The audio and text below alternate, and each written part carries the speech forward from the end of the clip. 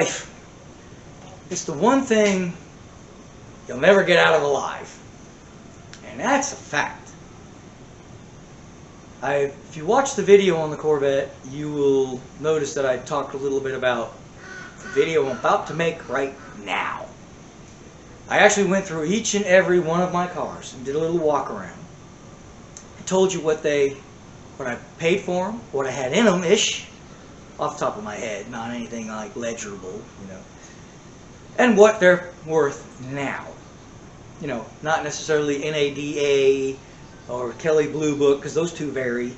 Classic car values are basically based on what people are selling them for. You can go online and you can see what cars are selling for. People can price them for whatever they want, but what they sell them for. And that's really more accurate than going on NADA, because depending on where you live, cars may be more expensive or cheaper too. Anyway, what happened with the last video I started to make is, one, I shot it outside, and it was a little bit windy, and I've done enough videos out in the wind where I'll be talking and you won't hear it because the wind. So I thought about that while I was filming that, and I remembered hearing the wind coming through, and I'm like, yep, that's going to end up being edited because, the wind.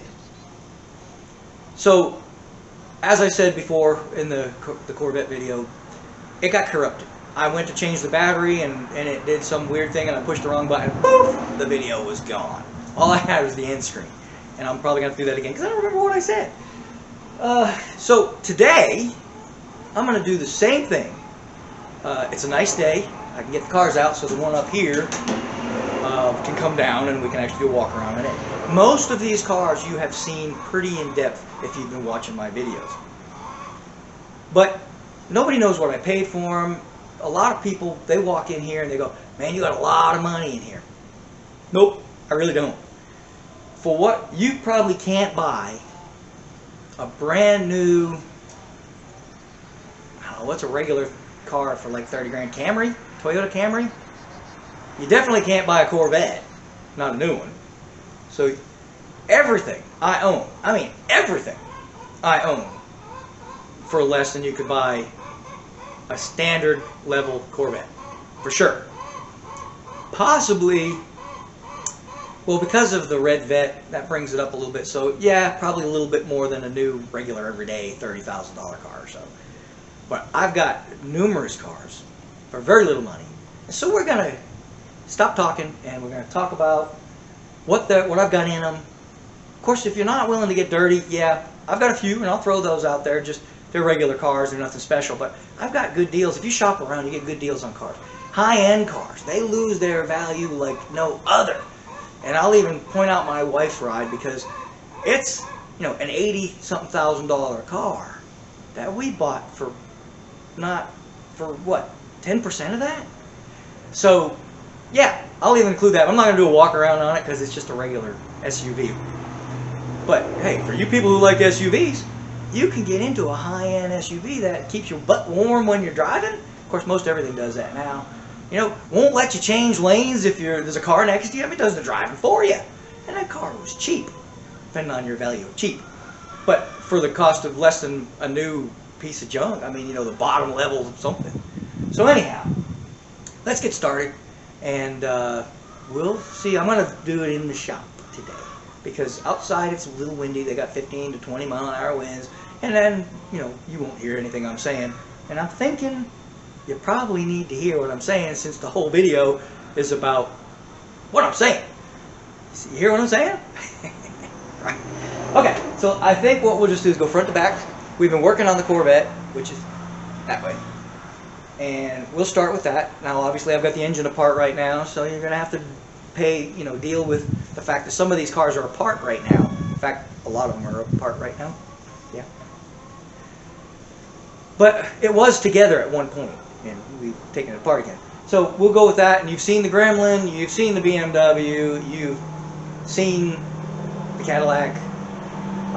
Probably not seen my wife's car yet, so that'll be a quickie. But the car's like brand new. We'll go over that. You've seen, I've got the C4 up there now, because I'm working on the C3. But we'll go over all that. So hang with me. Let's go. I know the mundane cars. You can just fast forward through that if none of that interests you. Like my wife's car and the Cadillac and the a regular everyday I paid cheap money and just drive them kind of thing with like no work.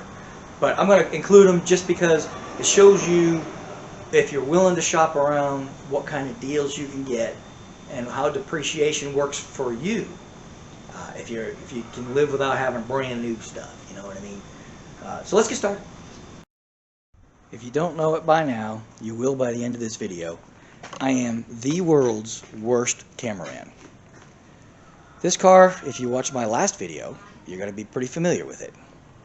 It is a 1976 Corvette Stingray. She started life as an L48 350 automatic car. There's my broken 454.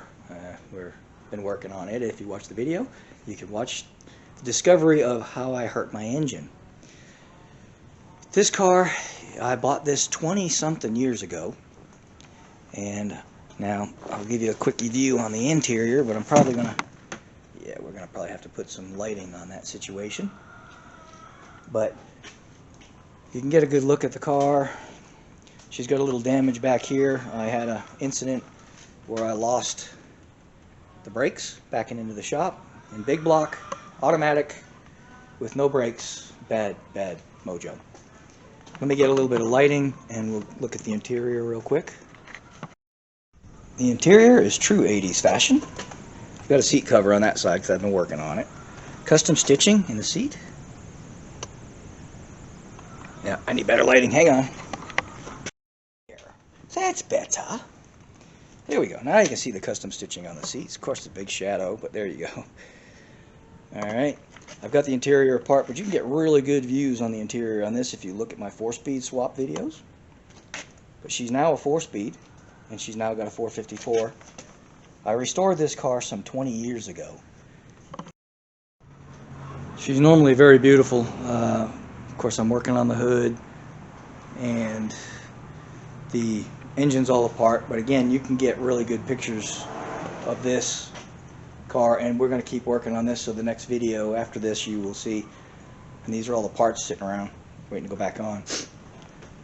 But there's a lot of videos on this car, so you can get a full view of this car in other videos. But what we're going to talk about is value and price, right?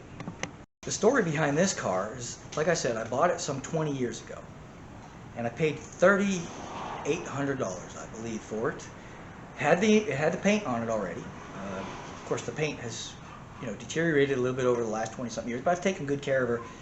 But the hood, we had a fire. My wife took it for a drive, and I almost always checked under the hood before I let her go. And this is when it had the L48 350 in it. And she started up, and she started pulling out of the yard, and I says, and she goes, "You going to check the engine?" I'm like, "Nah, it's always fine. Just go ahead." Well, that turned out to be my undoing. Evidently, a rat had built a nest. Gotta hate those rodents. And the debris from the nest was on the exhaust manifold. So guess what happened?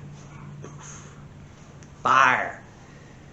Well, it blistered the hood, blistered the fenders, burned up most of the wiring, and the insurance company paid me for that, and it sat. I didn't want to total the car. It wasn't totaled anyway, but it sat in the shop for about 5 or 6 years doing nothing. And then one day, I'm in the shop, and I actually moved. It burned up when I was still living in Florida, and I've moved to Tennessee since then. And I moved the car and put it in the shop, and then the shop was just sitting there in the corner, just minding its own business. And I had pulled an engine out of a truck because it was way too powerful for the truck. It was an old ramp truck, and I just used it for towing. And the engine in it, I mean, you could fry the tires on the back of that big dually car hauler. And like, and the guy that I bought it from said that it had a lot of power, too much power. What was happening? He had it in a tow truck, and it was shearing the crank because the hydraulics would put so much drag on it, and it was so powerful it was overriding the hydraulics, and it was shearing the ends of the cranks. He put 2 cranks in, he was done with it. He's like, "I'm done. I'm gonna put a different engine in it." And I bought that engine for $500, and he wasn't lying. It had way more power than it needed, and so I had it in that '69 Chevy ramp truck, rat rod. And it was way more power than it needed, and it got really bad mileage. So I bought a late model, fuel-injected serpentine belt system out of another truck. I actually traded a little '64 Chevy 2 for this I don't know, it was like a late 90s to early 2000s Chevy truck with a 454 in it. So I put that engine in the truck and I pulled the powerful one out, and it was sitting on a stand. And one day I'm looking at the Corvette, and I'm looking at that, and I look at the engine, and I look at the vet, and I look at the engine, and I looked at the vet again, and I looked at the engine. And I went, hey, ha ha ha. And that was the end of the small block. Put that engine in the Corvette and never went back. Later on, transmission went. Probably from sitting around. Cars sit. Don't let your cars sit, folks. Start them up every week or two and drive them a little bit. I don't care if it's around the block. Run them, because it's not good. I'm going through all this with the vet now because I let her sit. Okay, the accident, because she lost the brakes from sitting.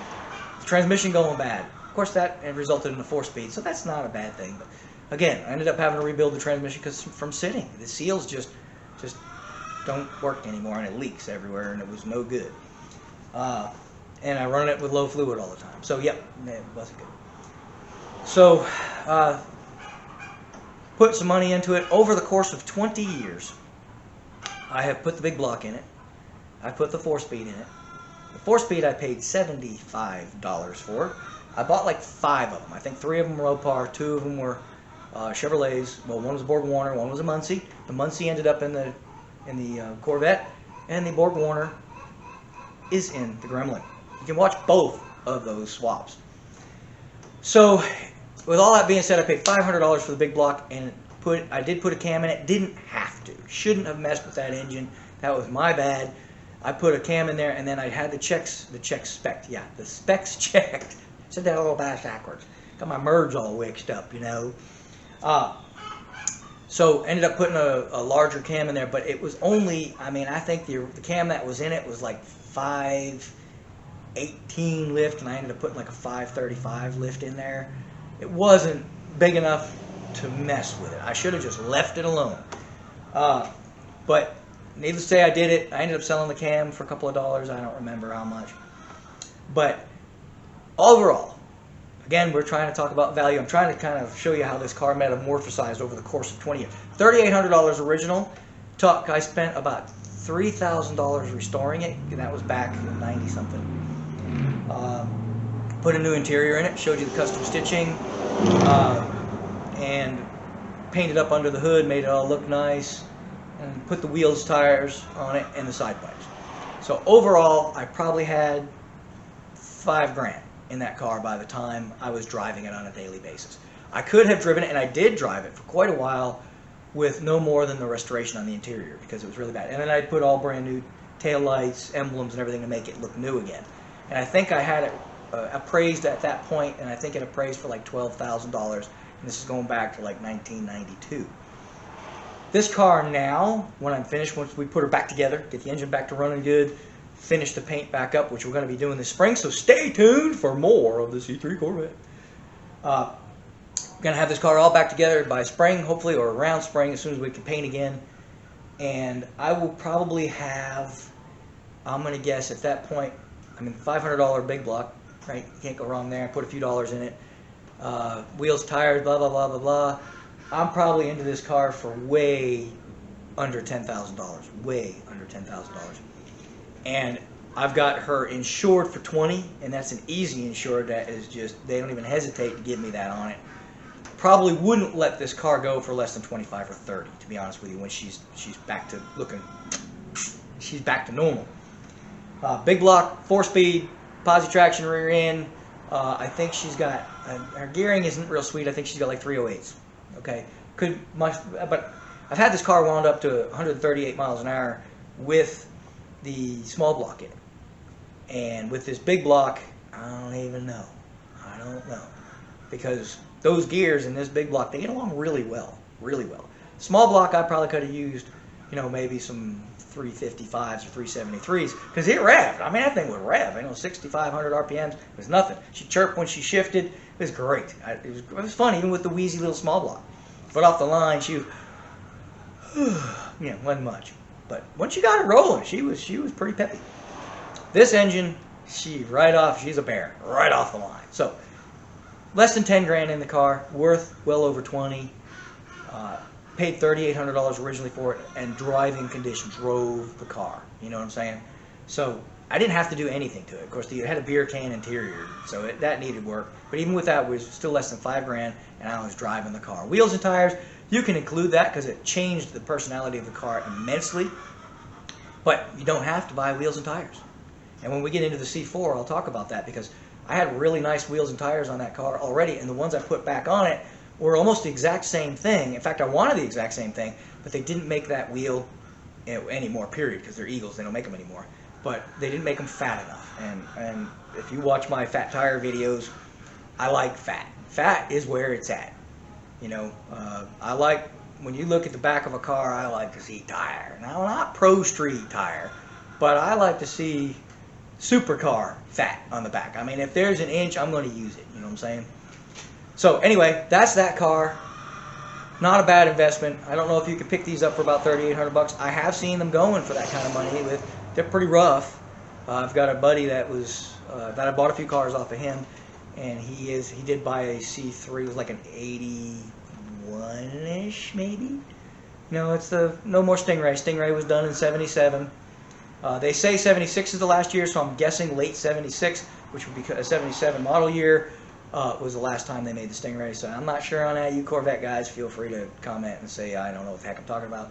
But the latest one I have ever seen or know about, it was a 77, even though I was told that 76 was the last year. But nonetheless, it went into the sloopy back windows after that. But anyhow, they're still cool. C3s are getting higher in price right now. If you can get into one cheap, do it. I think the deals are still out there, but you gotta be willing to get dirty, folks.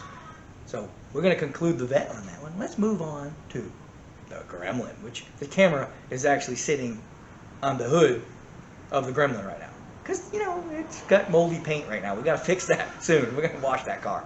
But let's go ahead and talk about the Gremlin. This car needs no introduction. This car has been on this channel numerous times. She is a 1977. I think in the videos I said she was a 75, and I could have sworn she was a 75. But my wife showed me the title, and sure enough, it's a 77. I don't know. For whatever reason, my brain said 75. She had good wheels on her and tires. I didn't have to change those, but you can see that in the videos where I did change those. She came with a 3-speed 6-cylinder. The 6-cylinder was knocking like the Avon lady. I'm still working on the interior a little bit, but y'all are familiar with this car. A little bit of trash in there. That's mostly tools and stuff because I'm still working on it. But the interior is actually pretty decent in this car. And again, I'm going to need to get some more lighting in here. That was the benefit to taking them out. But this isn't really necessarily about, you know, walk-arounds on the car as much as it is about dollars and cents, right? So there's the old Grimmy. She's a great little car. We've made a lot of changes on her. You know, 3-speed to 4-speed, 6-cylinder to V8. But overall, it's been a fun project. There's been a few times where I've made up some new words working on this car. But that'd be her. For the Gremlin, I paid $1,600 the first time I bought her. The second time I bought her, I sold her, and I think I sold her for like double. Well, I did some trading on her really, but probably for about double the value in stuff, other cars and stuff. I think I traded her for a '69 Dodge Dart, and it came with a Dana 60. It came with a 440 engine. It came with, I did some trading. Let's just put it that way. Ended up buying her back for another trade, so some washes there, but overall I was into her for about $1,600 cash money originally. And the V8 cost me nothing because I got it in another car.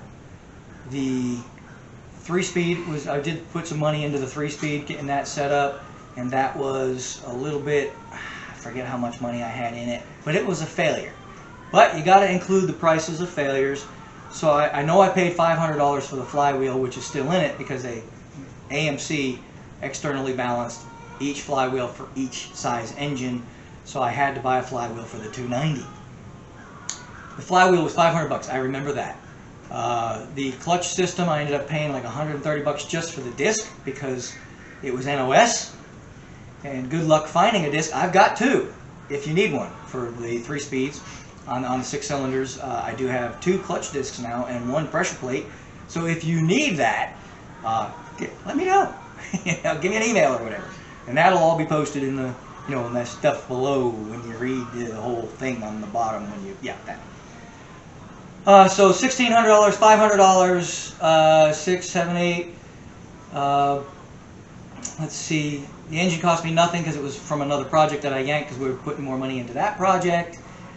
The 4-speed cost me $75. The shifter cost me nothing because it came out of another parts car that I bought. So I've used a lot, and so it's a little unfair, some of these estimates of how much I got in them, because I have a parts business. I buy cars and I part them out. So I use the parts for those cars, from those cars, for my cars. And so that's a little unfair. If you people had to buy a shifter, you're looking at least a couple $100 for a used one, almost $500 for a new setup for it. I used the wrong bell housing, as you know. The bell housings cost me $150 a piece. I've bought two. I bought 2. The first one I bought, I found out when I did the V8 swap that the V8 and the 6-cylinder took the same one. Don't do that. They bought the V8, bought the other one for the Borg Warner, but found out that I bought the wrong one because I bought one out of a Jeep. But hey, a 360 Jeep takes the same bell housing, just not for the Borg Warner. It's for T10. It does Borg Warner, just not the T10s. But as you saw, I made it work. So I had that money into it. So you got a lot of mistake money in this car because I made a lot of mistakes.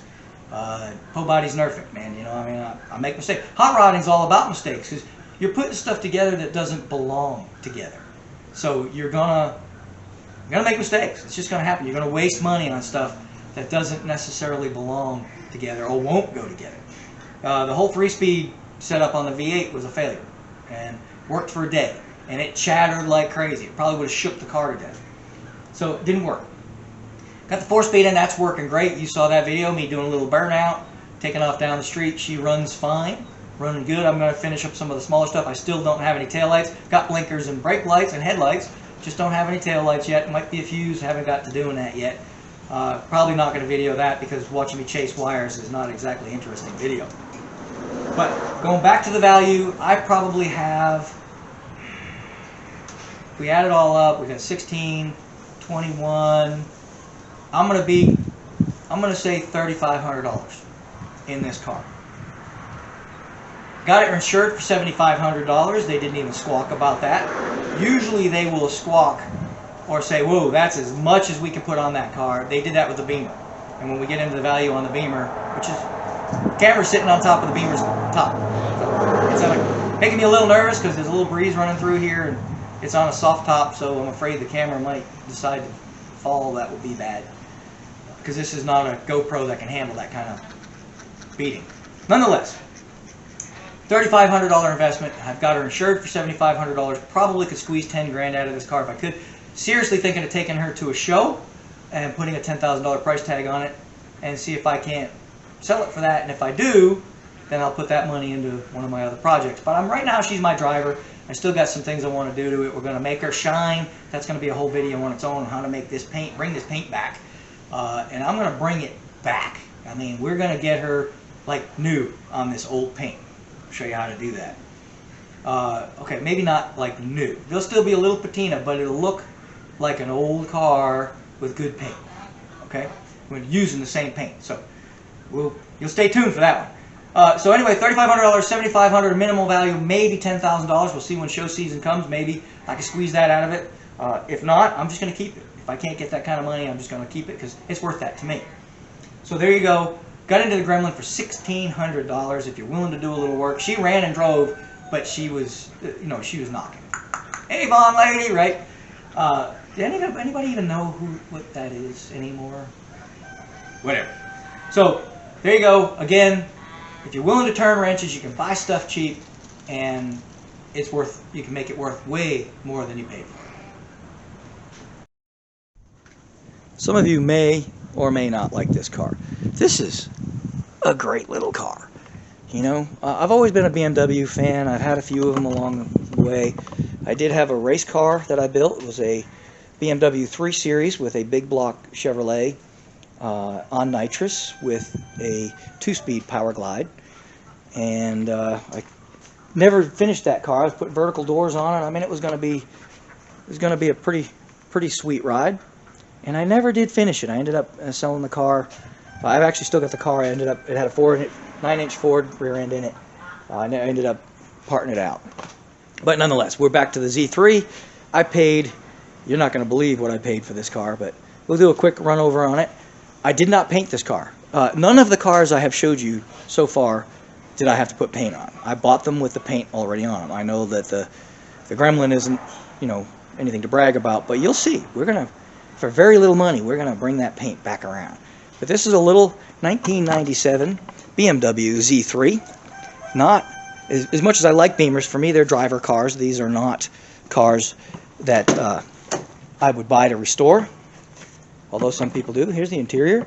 It's a very nice interior. I did do the seats. I ended up redoing the seats.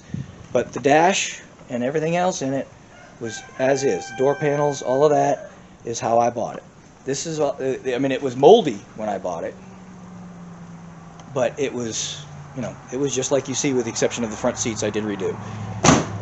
And I paid $300, I think, for the seats. So I put the wing on it. And I don't know if y'all are wing fans, but it really added to the car, so I really liked it. Wheels and tires, again. Oh, and you know, I think I forgot to include that on the Gremlin. I paid, I think, $50 for the rear ones and $300 and something for the front ones. So, but we're still into that car for less than $3,500. But anyway, let's go ahead and talk about this BMW for a minute. All right, now this car, you're all gonna kind of be like, holy moly, right? This car I basically got for free-ish. I did some trading. I do a lot of trading. Basically, $700 in trade. I put a trunk floor in a 68 Barracuda for a gentleman, and when I finished it, I called him up and said, okay, your car's ready, you come get it. He goes, and it wasn't running yet. He was going to do the engine and everything. The engine was in it, but it wasn't running. And he said, well, can you deliver it? And I said, I'm really very, very busy. I don't have time to deliver it. I've got other stuff I got to get done. And he said, I'll make you a deal. Now, I bought a car off of him previously. I bought a 1992 MR2. You can see that in the older videos. And I bought that MR2 from him, and I paid $2,500 for that car, got in it, and drove away. But this car was a different story. He said, if you'll deliver the Barracuda to me and give me a 4-speed transmission for the Barracuda, he says, I'll give you that BMW that was in the driveway when you picked up the MR2. Because I originally wanted to buy this car, and he said it had some wiring problems, so he didn't want to buy it. He didn't want to sell it to me because he knew I wanted it for a driver. Because I was working some 80-something miles away, and so I needed something more economical. And he said the MR2's a good runner, turnkey, ready to go. He says the BMW is going to need some work, and it won't get as good a mileage, which he's right, because it's a 6-cylinder. The MR2 was a 4. So I bought the MR2, and then I remember this car, and I've always wanted this car, and I kept it in the back of my mind that I may still want to buy it. Then he said his kid was going to fix it, and he wasn't going to sell it. But he made me that deal. You give me a transmission and deliver my car, I'll give you the Beamer. So I loaded up the trailer with the Barracuda, drove the 40 or 50 miles it was to deliver the car, picked this one up, and I got it on the trailer, and I'm like, man, that is a really nice car. Had the front wheels that are on the car now are still the originals that I got it with.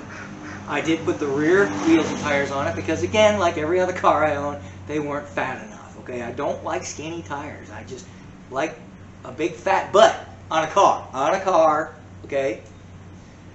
And so $700 if you want to put a cash value on it, but technically free because I already had the transmission, and all I did was deliver the car, so whatever it cost me in gas. So transmission was worth $700, so I put a $700 price tag on it. Don't want to include the fuel to go get it, simply because no matter where you buy a car, you got to go get it. So we're not going to count that. Back wheels, I think, were, I'm going to say $550, $600 for the pair. Tires were probably $2 something a piece. So we're going to look at, you know, probably $1,000-ish on wheels and tires for the back. In case you haven't noticed, they're the same ones that are on the C4 Corvette. Wing was 80 bucks. You saw some of the modifications I've made on that in other videos. Seats, like I said, were 200 and, let's go 250 just to be safe. When I bought the car, it didn't run. I put a fuel pump in it for 100 bucks, got it running, and actually was able to start driving the car at that point. I went to put the top down. When I put it back up, the back window ripped out of it, so I ended up putting a top on it. I believe this top was $150, maybe $200. You could have bought the canvas top that was $300 and something, but I opted for the cheap one. And the original top was like a tan color on the blue car. Ugh. I saw they had a blue top. I decided to buy the blue top, take a chance, see how it would look. I think it looks stupendous. So we got $200 for the top, because you got to figure shipping. We got $250 for the seats. Again, that's labor on both of those. I put the top on and the seats in there. So we've got $500 there, figure. And that's being generous. $1,000 for the wheels and tires, so $500 and $1,000. So we've got $1,500. And that would include the $100 for the fuel pump, because that would include it in that same $15. Lots of labor, obviously, and that's pretty much it. And 80 bucks for the wing. So let's go $1,600, and the purchase price of the car being $7,000, so 16 and 7, 20, under 2,500 bucks. So I'm into this BMW Z3. Starts up and drives every day. Doesn't leak a drop of oil. 84,000 miles on it. Had 70 something when I bought it. 78 on it when I bought it, I think. And I'm into it really for like less than 2,500 bucks. How many of you, and be honest, throw a comment in there, how many of you would not drive this car for 2,500 bucks? Right? I have it insured for $10,500. The insurance company did tell me that was maximum money for this car. It does have the M3 heads on it, so that makes it more. A friend of mine told me that he put a supercharger, he's got the same car, he put a supercharger on it, and his words were like, woohoo! So I am really considering putting a supercharger on this car. But my daughter loves it. I'm probably going to end up giving it to her. Don't want a supercharger on it if she's going to drive it. That's just that. But I think he said it was not very cheap. I'm guessing probably between $7,000 and $10,000 for a supercharger. And if I do that, I will not get that money back out of this car for sure. If I get it for $7,000, that would put me right at the value of this car I'd have into it. Supercharger is not going to add that much money to the price tag. Engine work, folks, does not add value by very much. It will add some, but not enough to make it value-wise. Now, and I'm not saying I won't do it, because it'd be fun, and fun's what it's all about. It ain't about the money, but this video is about getting you into a car for cheap money and having nice cars for a lot less money than you would think you can get into them. So, literally, $2,500 puts me in this 97 BMW Z3, driving it every day. No oil leaks, perfect car. Wait, we gotta stop. I forgot something. The headlights. I did put later model style headlights in it with the halos. They're kind of cool. They look way better than the originals. My daughter said the car looked old because of the headlights. So we went ahead and put later model style headlights in it, and those were $250. So now we're into, okay, it's $2,750, guys. That's $2,750. How many would not drive? Whoa, excuse me. How many would not drive this car for $2,750? Oh, chopping my head off. That's great.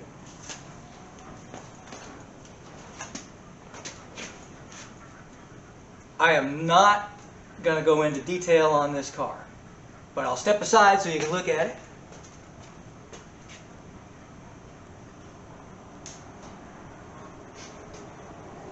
It is a 2014 Mercedes GLK 250 turbo diesel. This car will probably spank the old Beamer. I know, right? It's almost embarrassing.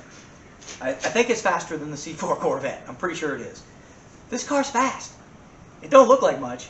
Uglier than sin in my opinion, but turbo diesel and very, very quick. It will not let you change lanes if there's a car in the lane. It'll drive for you. It'll pace with the next car in front of you. You don't have to hit the brakes. You can't rear end somebody because it'll stop instead.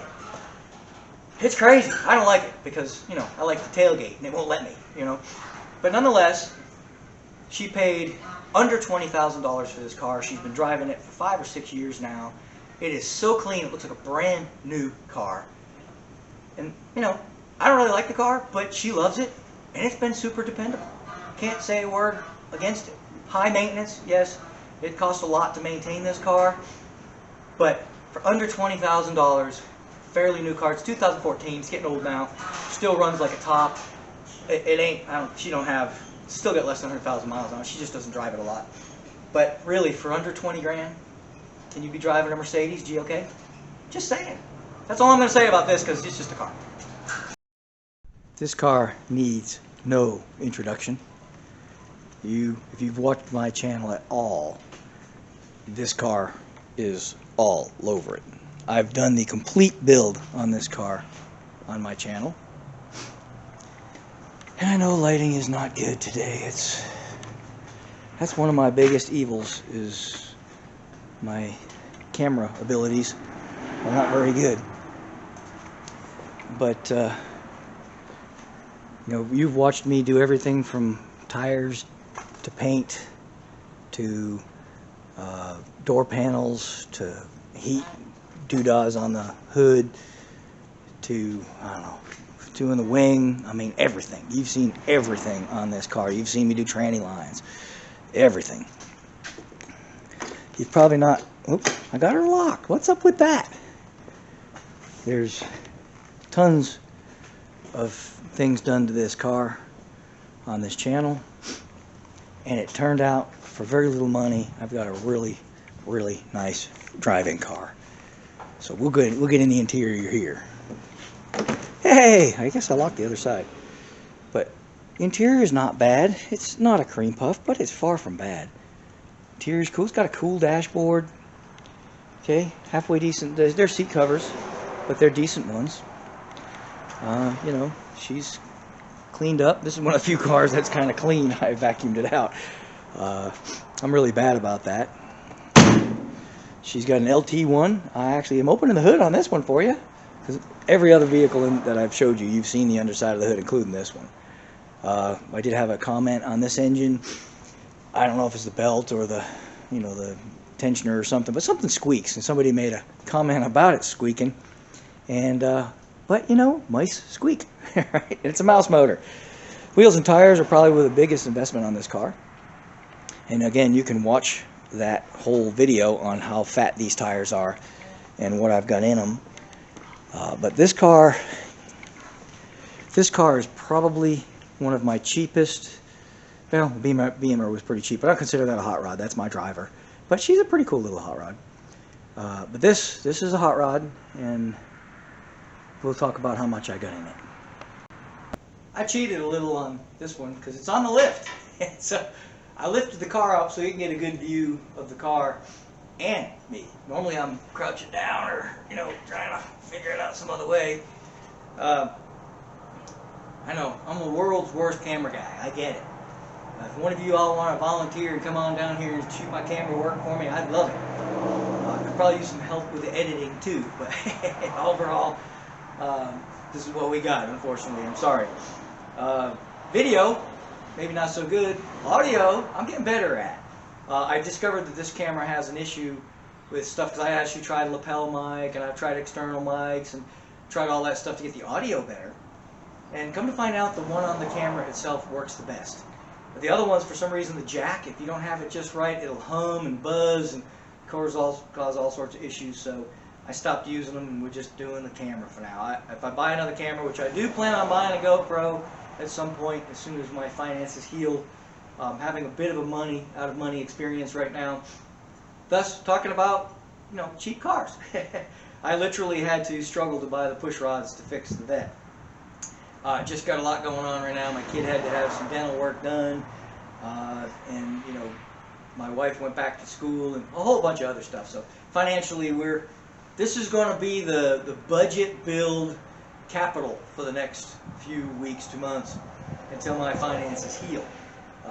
Business has been a little slow. Springtime's coming though. That's when everybody starts pulling their hot rods out, and hopefully I'm going to be able to have a little extra money to put back into these cars. But for now, it's going to be budget central. Nonetheless, going back to the values on these cars, with this particular car, I paid $1,600 for it. I had to drive to Michigan to pick it up, and it was snowing that day. I think it always snows in Michigan, doesn't it? I don't know. Not sure why any of y'all live there, but it is what it is. That's where the guy was from. That's where the car was parked. It was inside. So I drove to Michigan, picked it up, had the wife was not happy. She's like, how many cars do you need? You know, she was not happy. We buy parts cars all the time, and she's fine with that. But at the time, I don't know how many cars I had, but I had more than I needed. And she was like, and she doesn't like this car. I showed her a picture. She says it's ugly. She didn't like it. She likes it now. We've painted it. And that was my biggest compliment. She said she liked it now. So that was a huge, huge hurdle. But she didn't like it. She didn't want to buy it. She didn't want nothing to do with it. I said, I'm going to buy it anyway. And if any of you all out there are married and ever trumped what your wife said is best, yeah, doesn't go well. Needless to say, my wife is my best friend, so we go everywhere together. We go as a family. It's good family time being on the road. We get a lot of quality family time, but not this time. I got the cold shoulder the whole way, and when she did talk, it was snippy, to say the least. And she was not happy. She had to help me get the car on the trailer because I didn't have any keys. I had to take the old ignition out. I brought a tumbler with me, put the new tumbler in it, and it still didn't run, and it was cattywampus inside of one door garage, but it was a two-car garage, and it was parked over on the side without the door. So we had to try to finagle it. There was another vehicle in the way, which I didn't have keys for, couldn't move, because the guy that I bought it from lived in Florida.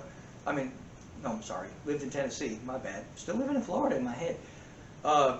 He was from Tennessee, living in Tennessee, but he was from Michigan, and I had to go to his brother's house where the car was to pick up the car. So he wasn't there. So I didn't have any keys for the car, didn't have any keys for the car that I had to move. So I'm trying to wiggle it out, and it doesn't run. Didn't have any keys to the doors either. Fortunately, the top had been off of it. They had taken the target top off of it, which was laying in the corner. And so I had to do all that. Finally do get the car on the trailer. It's snowing out. We don't do snow. I'm from Florida. My wife is from Hawaii. And I did learn how to drive in New England, so I do know how to drive in the snow, but needless to say, it was not a happy experience. We finally get the car home, and she just made my life miserable the entire trip. My daughter didn't want to go, so she wasn't exactly friendly either. But we get the car back. I put it under a tarp, and there it sat for a year or two. Didn't touch it. Didn't realize that tarps hold more moisture than they keep out, so when I opened this car back up to move it, it was a moldy mess. Very bad. I paid, dollars and cents wise, I paid $1,600 for the car. Did have to take a trip to, try this in English. Did take a trip to Michigan to pick it up. I don't know if we want to include the cost of shipping or picking up on that. Simply because no matter what car you buy, you're probably going to have to drive to get it. So we're not going to include that. If you want to, I probably got a couple of $100 in going to pick the car up. Sat there for a while, needed a fuel pump, put a fuel pump in it, car fired right up, ran pretty darn good. Did end up doing all maintenance on it, did the cap and the rotor. And these cars, if you've ever replaced the cap on them, it's a series of events. And if I ever put another cap on this, which I probably will, I'll explain that all to you. I don't think I YouTubed that part. I don't believe I started YouTubing when I first bought this car. Otherwise, I'd have YouTube going to get it, because that one, yeah, it was fun. No, not really. But anyway, there is a series of events that have to happen to put a cap on. You can't just pop it on with the rotor in place and everything. You have to take with the coil in place, you have to take the coil out of the cap, because otherwise you will break the little graphite doohickey that goes against the rotor. You will break it every time. So you have to put that in after you get the cap on. Just because of the way the car's designed, it just is. So anyway, we'll show that someday if I ever put a cap on another C4. But anyhow, put a fuel pump in it for $100, cap rotor and all that normal stuff. But that's normal. I don't know if we want to count that, but maybe $100 there. Fuel pump was $100. Super easy to change. Showed you how to do that. Did end up having to put a sending unit in because the sending unit was not accurate. The sending unit, I believe, I bought that for under $100 as well, so we'll just call it $100. So I got $200 in the fuel, getting the fuel system good. Fixed the training lines for pennies on the dollar. Car ran and drove. Put the wheels and tires on it. Probably have several thousand, it's probably $2,500 or so in the wheels and tires. Didn't need to change them. It had nice wheels on it when I got it. Tires weren't bad either. In fact, I've got those for sale. And you have to go on Craigslist for Cookeville, Tennessee to find those, or Knoxville, Tennessee, one or the other, if you are interested in the old wheels and tires off of this car. They look exactly the same, only they were skinnier. And you know me, I like big fatties. So, there's 13 inches of rubber under this car, 12 and 3/4 to be exact. So I've got probably, I want to say less than $5,000 in this car total. And that's everything. I'm talking the wing and the wheels and tires and the fixing the transmission and the tune-up kit and the fuel pump and the sending unit. And that's, and a new battery. I probably put a new battery in almost everything I own. No, I don't. I can't remember if I put one in the BMW. I don't think I have. I think that car's still going strong. But the Gremlin got a new battery too. I think everything I've owned has gotten a new battery at some point. That red Corvette has eaten 2 or 3 batteries. And that brings me to a point on Corvettes. If any of you are out there or are early Corvette people, why do Corvettes eat batteries? I have a kill switch on this one, and I have to keep it on charge all the time. The red one, I got to keep it on charge. I'll get those trickle chargers and plug them in. If I don't plug these cars in after a month, they will be dead. Now, I know modern cars are that way. Even my wife's car, if it sits there long enough, because it's got computers and stuff in it. But my 76 does not have a computer. It does have an alarm, though, so maybe that's it. I've unplugged that for now. But I will hook it back up before I start driving her again.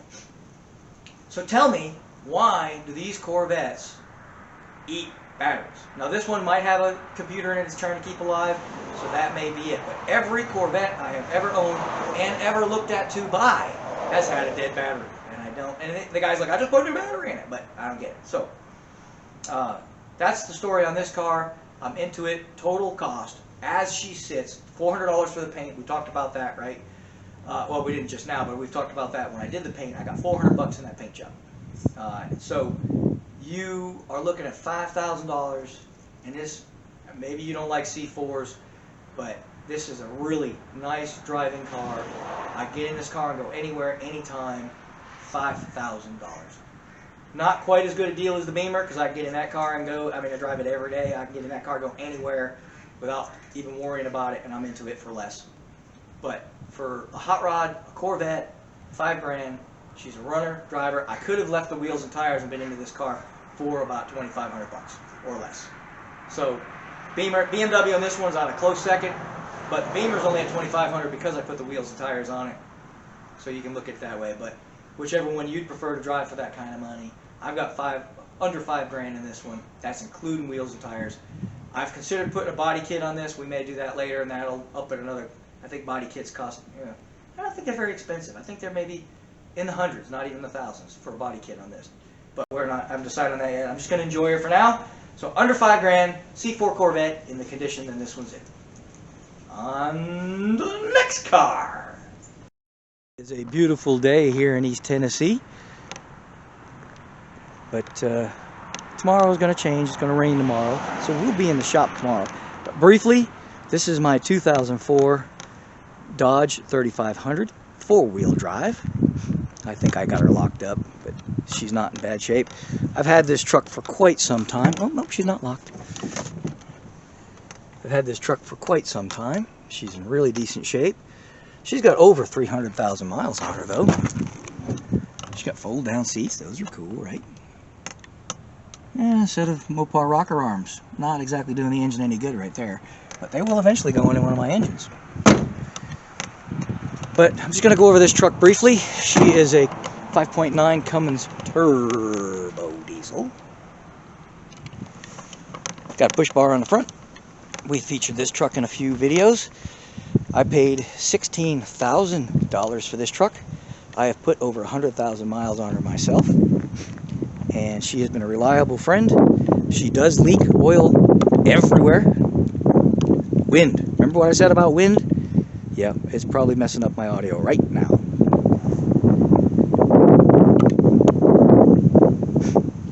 So, this may not be clear.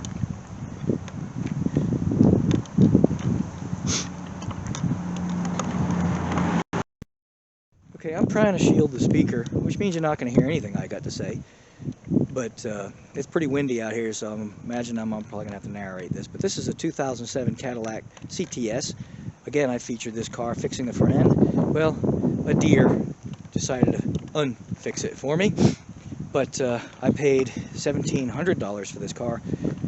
Started up, drove it away, and never touched it other than repairing that front end. I did put some spark plugs in it, and I am going to have to put an injector in it. But aside from that, I've done nothing to this car for $1,700. The injector, I think, cost me 40 bucks.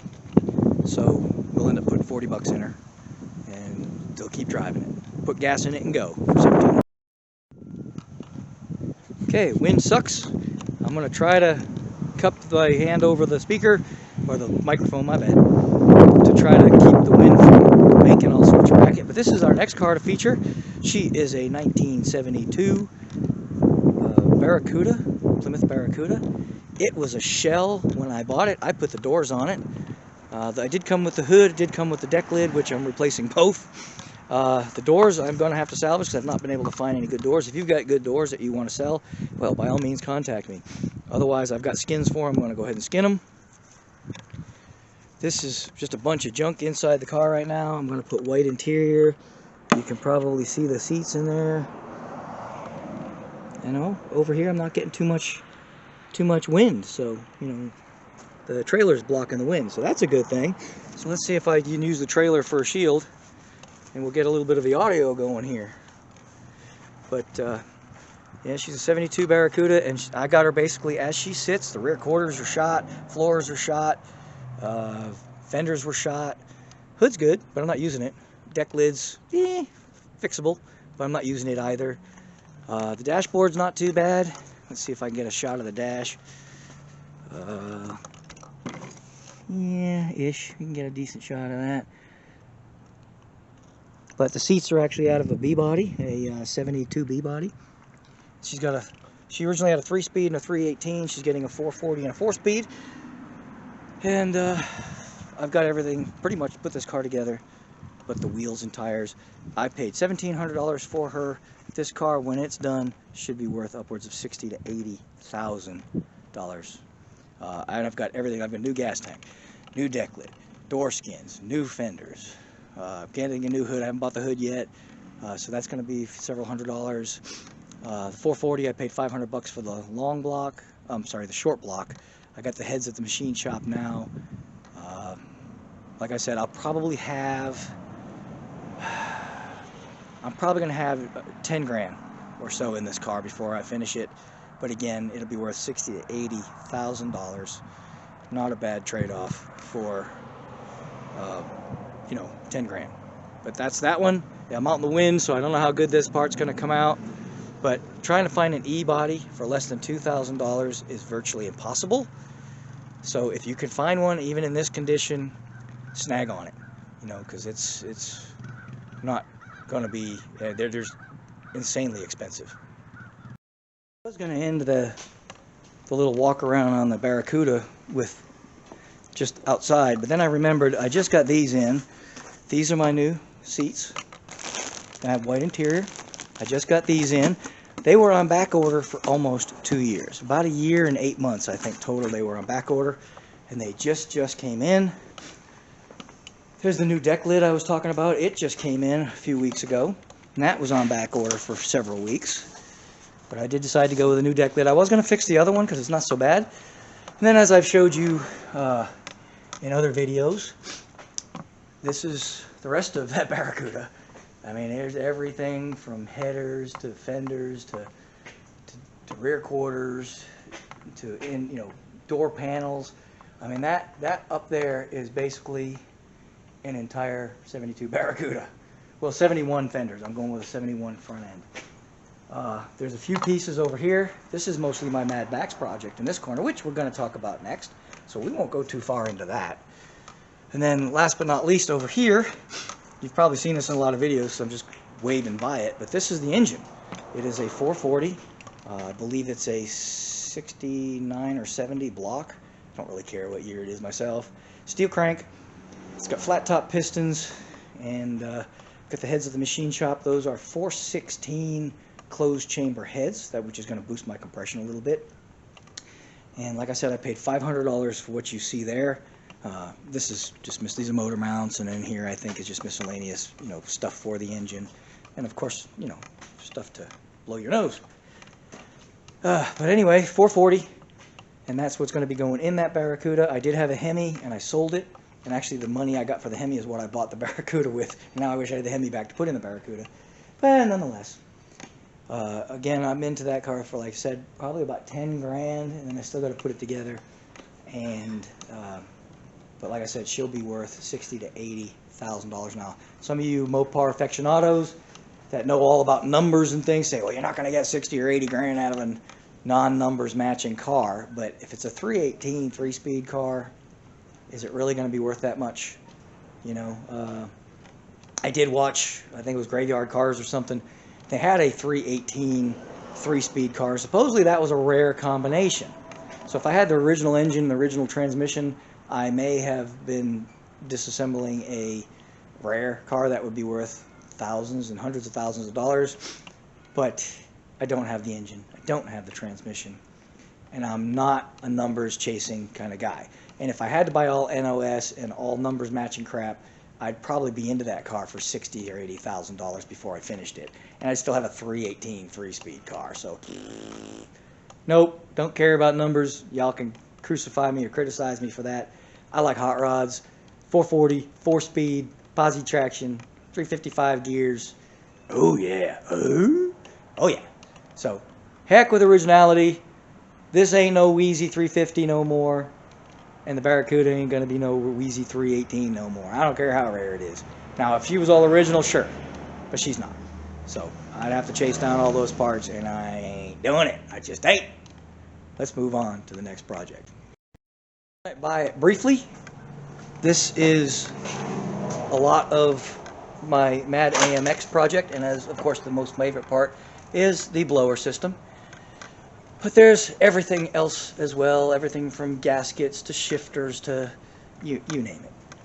Actually, I think that shifter up there is in the wrong spot. That belongs to the Barracuda. But anyhow, that's all the AMX project. Rings, everything. The engine, of course. Well, I guess I'll show you the engine. Hang on.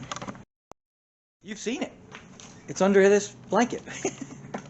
And it pissed me off. Oh, did I just use... it made me angry. Oh, there it is. I got the... Made me angry. There's the pistons.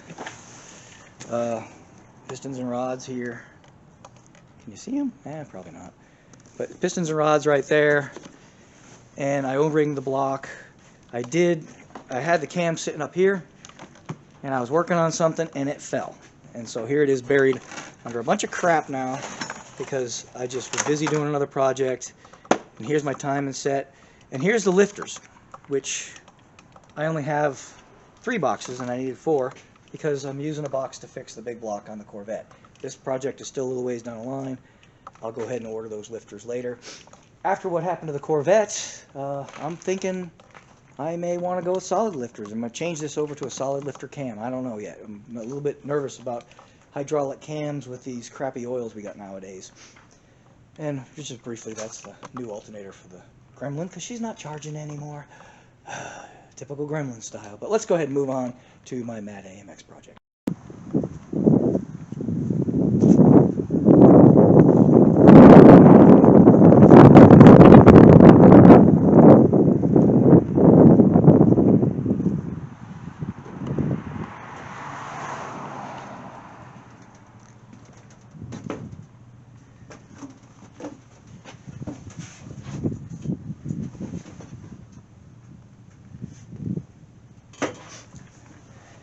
Well, I'm inside the trailer now, so I might say something.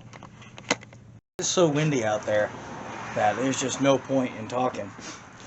But inside the car. This is it. Dashboard. And as you can see, there's a ton of stuff in there. I'm going with racing buckets. I'm going to get some nice covers for them. Back seat's good.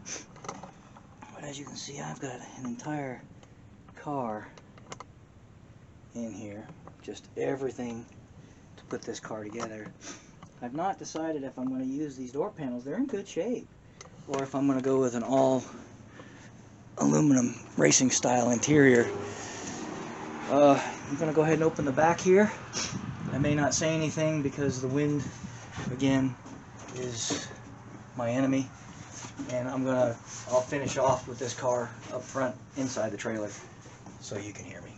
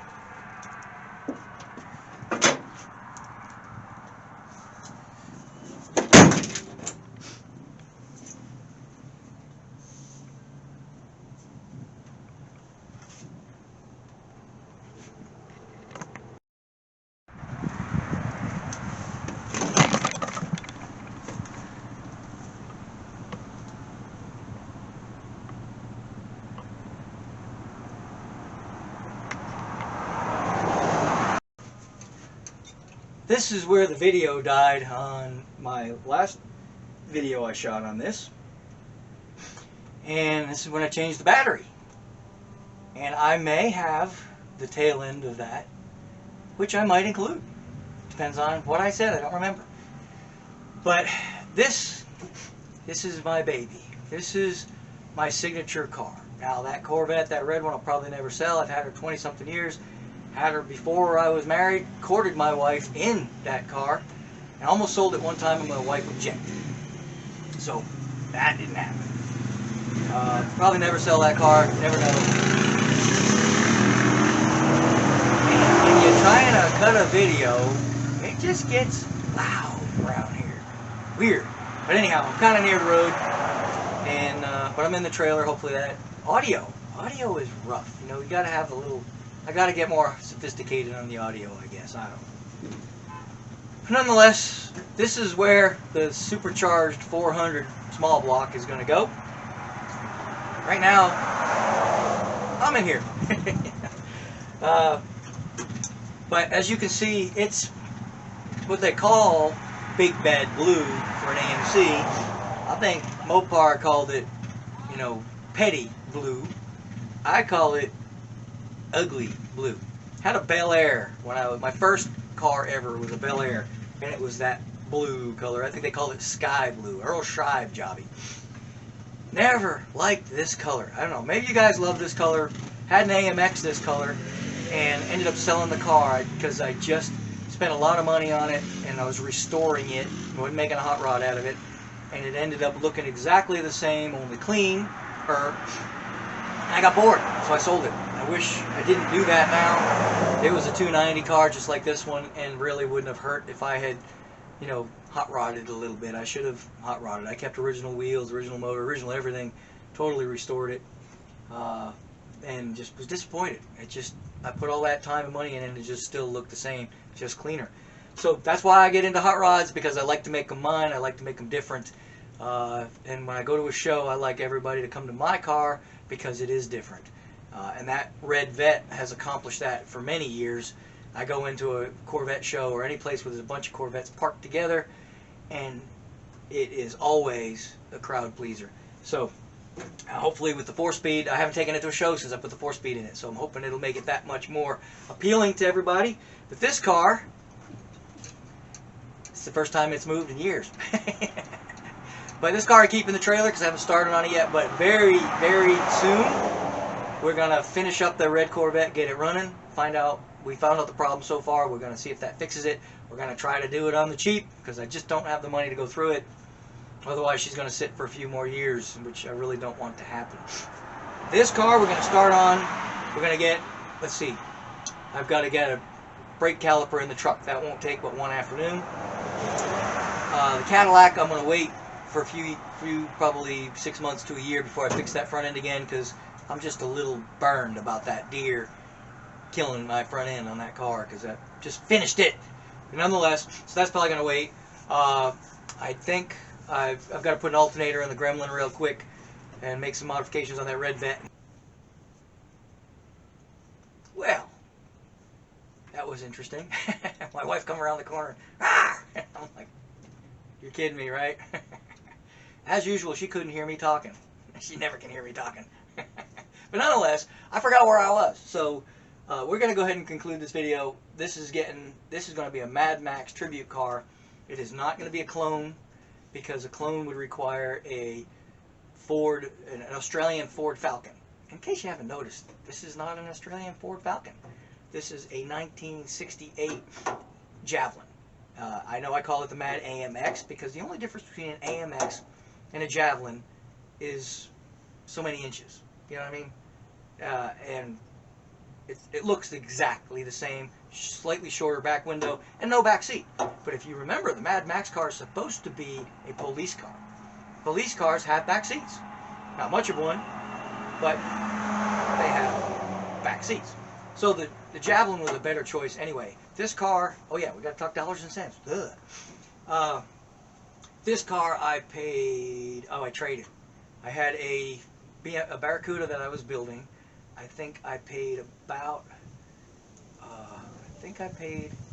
$200 for the Barracuda, and I pulled it out of a swamp in Florida, and I ended up trading the body on that. I took all the good stuff off that Barracuda because it was 68.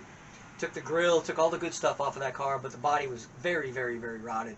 And I ended up taking a 67 Barracuda body. Actually, I traded that body 3 times, and I finally got a really decent one.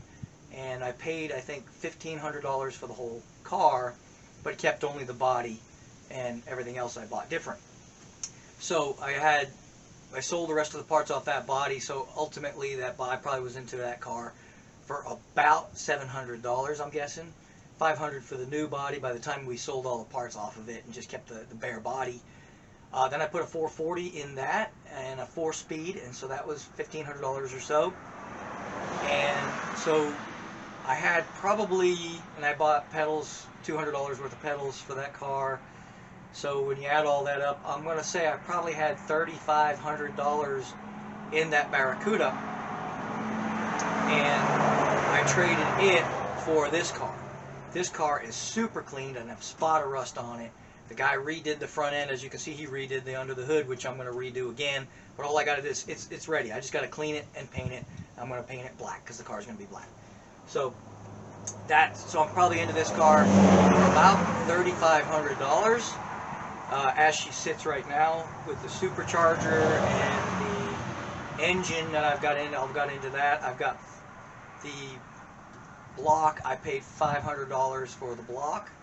I paid $3,200 for the supercharger, which is the reason why I went Chevrolet on this car. To find a blower, 671 blower for a Mopar for $340, it was like $5,600 bucks. Way more than that now. I bought it a couple years ago, or a year or so ago. It was $3,200 bucks for a Chevrolet setup. It was $5,600 for a Mopar setup, and then I had to have it custom made from BDS to put one on an AMC. So that wasn't going to happen. So I went Chevrolet simply for the reason of dollars and cents.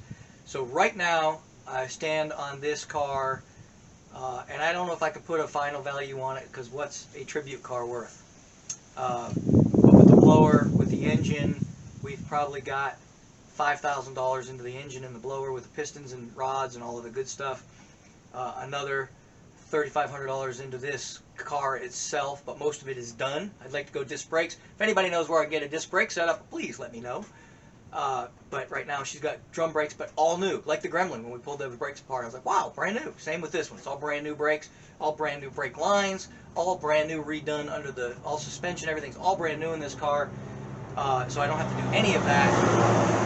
So I'm probably, by the time I get this car painted and ready and done and running, I'm going to estimate $10,000. I'll have 10 grand in this car when I'm done. The interior, I sold the seats out of it, so if you want to count selling a few things, I might come out a little shinier than that. But let's figure good 10 grand by the time this car is running and driving. It's got the Spicer 20 rear. I do have a Dana 60 that I could put in it. I'm sorry about the noise, folks. I'm trying to keep over it. But we're on a, it's not even a main road, it's just, you know, busy road, because it's the only road that goes from north to south, going from here to the next town. But everything else is good on this car. The gas tank's good, all that stuff is good. The interior, like I said, I've got those racing buckets. I think it's going to be another, I think the new seats were, I think they're only like 50, 60 bucks a piece for the new covers for those racing seats. And I'm going to, you know, blue line them, because it's a cop car, right? I'm going to do blue line kind of stuff on this car. But anyhow, so 10 grand we're going to have in it. I don't know what a tribute car is going to be worth with a supercharged 400 in it. I'm going to guess I could probably get most of these cars going for about $30,000 for a restored version. So a resto rotted version that looks like a Mad Max car may or may not fetch that kind of money. So just for kicks and giggles, we'll say 30 grand with a $10,000 investment and a whole lot of work. But this is going to conclude it. I hope you enjoyed this segment. I don't know, I'm giving this a shot, seeing if you even care what stuff is worth. My whole reason for this is because a lot of people don't get into hot rods, or they try to overdo them. I think that's the number one thing that people do wrong, is they overdo their hot rods. I ended up buying a B-body, a GTX, from a guy because he wanted super duper everything, had thousands of dollars in the car, and just lost interest because he just had too much time and money in it. And he's like, forget this. He says, do you want to buy it? And I did. I sold that car eventually, and this one I was going to put the Hemi in, but that's a whole other story. But really, folks, you can get into a car for fairly cheap money if you're willing to turn wrenches. Don't overbuild it. Do them cheap, get them done, drive them, and if you want to, you can make changes every year. That Corvette, I enjoyed that car for years with the small block in it. When we had a fire and I started to change things, I put the big block in it. Then when the transmission went, I went and put a 4-speed in it. Made changes, 20 years of modifications and evolution on that car. You don't, but I drove it for years at a $5,000 price tag. So same with that one we just finished, that C4. I could have enjoyed that car without putting a dime into it and just lived with the bubbly paint and those stripes and what have you, but I decided paint was nothing. That was 400 bucks. But I changed the wheels and tires, didn't have to. So for less than 5 grand, I could have been enjoying that car. You know, I decided to put more money into it and I made it what it is, but I'm still into it for less than 5 grand, even with the wheels and tires. So really, it's well worth it. If you want to get into cars cheap, get into them. And that's what this video is really about, is don't overdo your cars, or don't stray away from it. Don't be afraid to turn wrenches, do a little work. If I could paint that car for 400 bucks, you can too. Don't be afraid to get a spray gun. Now, if you got to buy a spray gun, you don't have to buy a good one. I've got a pretty good one, but they're not that expensive. If you buy it, you can get them from Harbor Freight. It's not going to be a great paint job, but it'd be a good 20-footer. And those, when going 100 miles an hour, look fantastic, right? So that's what this video is about, is just try to get into a car. Don't spend a lot of money on it. Just get it together and enjoy it. There's a lot of shows out there that build budget hot rods. I'm sure you can find some more. If you don't like mine, maybe you find another one. Some of these are going to be a little bit more money than others. But right now I'm having an out-of-money experience, like I said earlier. So you will, this next few videos are going to be on the cheap for sure, just because that's all I can do for right now. And but anyway, please subscribe. I hope you enjoyed me sitting in this car. Something's need to sit here for a while. I'm less than 1 horsepower, you know, but hopefully we're going to push 500 ponies out of this car when it's done. And hopefully the rear end will hold together, because these Spicer 20s have 2-piece axles. Yeah, those won't last long. Nonetheless, I got a Dana 60, or just buy the axles for this, because they do make 1-piece axles for the Spicer. Nonetheless, and I think she's got 350 gears or 320 gears in her right now, so I kind of like to keep that, so I might just buy axles. Boy, I jump around a lot, don't I? Nonetheless, please subscribe, mash on that old like button, and the best thing you can do for me is share this video with people that you love and care for or know. And that helps me out immensely if you share it. I think that's everything. Subscribe, share, mash the like button. Sure, hit the bell. That'll tell you when I put out my next video. I don't know if there's anything else you can do. So, see ya.